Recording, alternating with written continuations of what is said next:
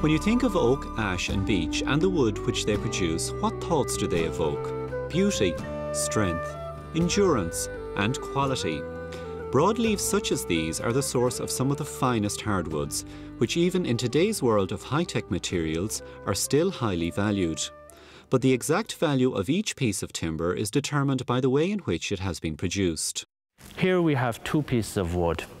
One is a clean, straight grain, knot-free piece of timber, and the other is a piece of timber that has a big knot in it that has caused distortion and a defect. This is because it hasn't been pruned and hasn't been minded. I can pay more for this piece of clean, straight grain timber than I will for this that has a knot and defect in it. If you are planting or have already planted broadleaf trees, then it's important that you pay strict attention to shaping during the early years of your plantation. John Horrigan has planted 15 acres with a mixture of ash, sycamore and oak. Today he's examining and shaping his young trees with the help of Teagasc's forestry advisor Stephen Mahan.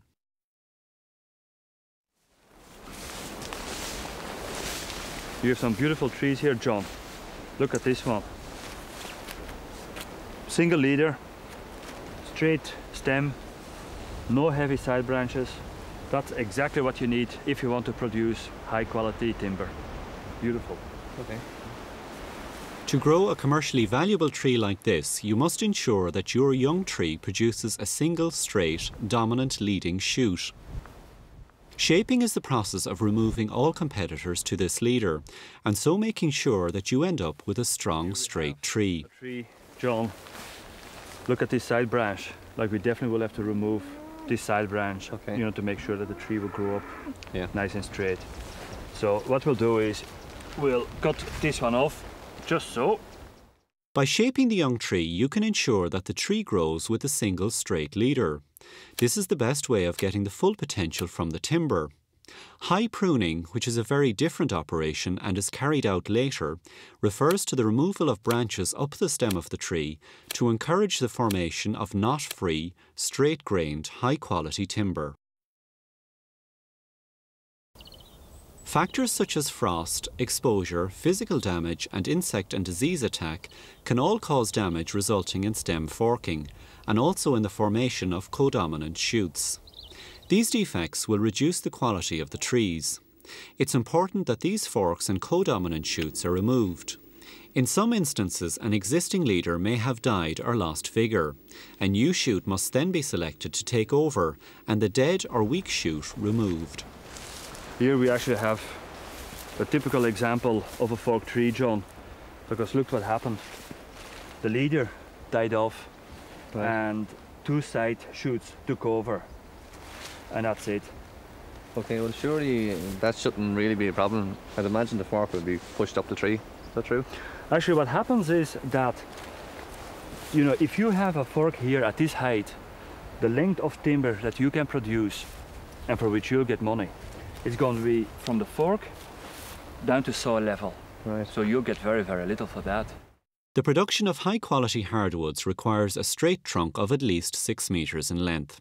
If, for instance, a fork develops 2 metres above ground level, then the total length of commercial timber will only be 2 metres because forks and branches don't move up the tree. A young tree that develops a fork which is not removed will grow into a mature tree that is good for nothing but firewood. Different species will require shaping at different times of the year. It's important to shape during the correct time periods. This minimises the exposure of the cut tissue on the live wood to the organisms that may cause decay or disease. For most young trees, shaping should be carried out during the summer after the last of the spring frosts. Shoots are still supple and green, which means that the protective callus tissue can develop promptly. The exception is oak, which is shaped during the winter. If shaping cannot take place during the summer, midwinter is another excellent period when there are no leaves on the trees to hamper visibility. Shaping in spring or autumn should be avoided, however. Shaping young broadleaves involves choosing a single straight stem and removing forks and excessively large side branches. It's important to only cut branches if really necessary. Moderate shaping avoids the formation of too many new shoots and also reduces stress on the young tree. The golden rule is early, moderate and often. This tree, John, as you can see, needs a bit of shaping. Right. The problem here is that we have many branches that we have to deal with. This branch here, that one there, this one as well. Can I take off these side branches now, all of them? No, it's better not. We better stagger it over, say, 2 years or so. That you Why is take that? off maybe like a few this year and then a couple next year. Right. And well, the reason is that otherwise it's too much stress for the tree if you take them all off in one go. Okay. So it's better to be gentle on the tree. If it needs more work, we'll come back next year. Now this one, that's a nice one. And another nice one. Here we have a sycamore, John, with a very heavy side branch, and we have to remove that. Right. Okay, so what we'll do is we're going to cut the side branch off, this one here, just so. Okay? This rough area joining the branch to the stem is called the branch collar. Any cut must be made just outside the collar, here on the branch side. If a branch is cut correctly, the branch collar will form new bark tissue, covering the newly made wound rapidly. Therefore, do not cut flush with the main stem, because that will take much longer to heal and leave the tree more prone to diseases and decay organisms. Make sure that all your cuts are clean and no snags are left. Now we've cut this, but it's a young healthy tree, and the tree will very quickly produce callus tissue to grow over the wound, and in 2-3 years that wound will be completely covered by the new callus tissue. Right. Don't remove any more than 30 to 40% of the live crown if at all possible. After all, it's the leaves that keep the tree alive. And it isn't necessary to shape every tree either. In general, the age of the tree you want to shape will determine the type of tool you use to shape it. These secateurs, John, they make a fantastic difference because they're small, they're very handy, they're inexpensive, and at the same time they make a huge difference to the value of the tree. Just by cutting the tree here, just like this, you will increase the value of the tree manifold. After a couple of seasons, you will have to use loppers, which are a bit more heavy duty. The handles allow you to get a bit of height and increase your leverage. These are loppers, and we would use them for slightly larger branches, so that whenever we need a bit of extra leverage, we have it. Very good. Once the side branches get beyond about 1.5 inches in diameter, you'll need to use a pruning saw like this one. The teeth are arranged to cut on the pull stroke. And telescopic secateurs like these are very useful for removing forked leaders in taller trees.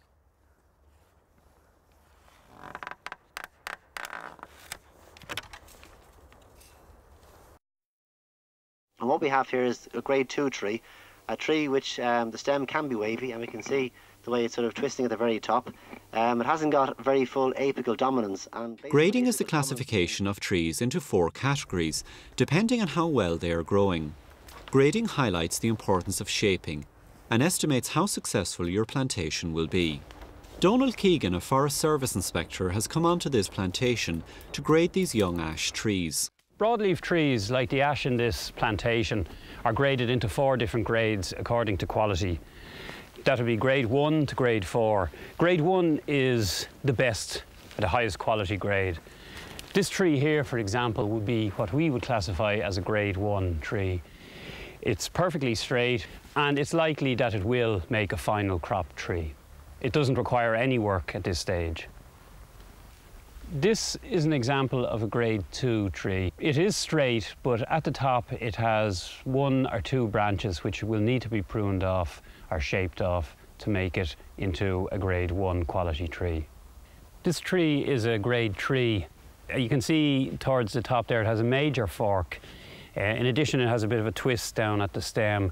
So in most cases you would avoid shaping this quality tree if possible. This tree here is a grade 4 tree. You can see it's got a major fork down low and there are additional forks up the tree. It's a very poor quality tree and it's not worth shaping. Here at the Cuilcha sawmill in Dundrum, County Tipperary, the effects of good shaping and pruning are clearly evident in the timber. Pruning and shaping is very important from early stages right up until the end. It's of the utmost there that you have quality timber coming into here so that I can produce joinery furniture. And we will pay more money for better quality round logs coming in that are defect free. But also the farmer should keep a record of this work so that I can then know that this material is pruned. So the farmer has an ultimate decision to make when he's producing this raw material. He has to mind it, he has to prune it so that we don't have these branches and knots in it, and he has to have good straight stems so that I can have good clean timber here. A few months later, John is well on course to reaching these standards as he gets used to shaping his young saplings. So how does he find it? Yeah, getting into the hang of it now, Stephen. I actually enjoy coming out. It's a break from the normal chores on the farm. And of course it will benefit the trees. Well, this is the important part. This is actually going to increase the value of my trees. Shaping is a pleasant, clean and uncomplicated job and is a skill that can be easily learned at any one of a number of skills courses available through Teagasc and the Forest Service. The rewards from shaping come not only from the immediate enjoyment of the work, but also in the long term in the value added to the trees. Formative shaping may well make the difference between high-value wood on the one hand and firewood on the other.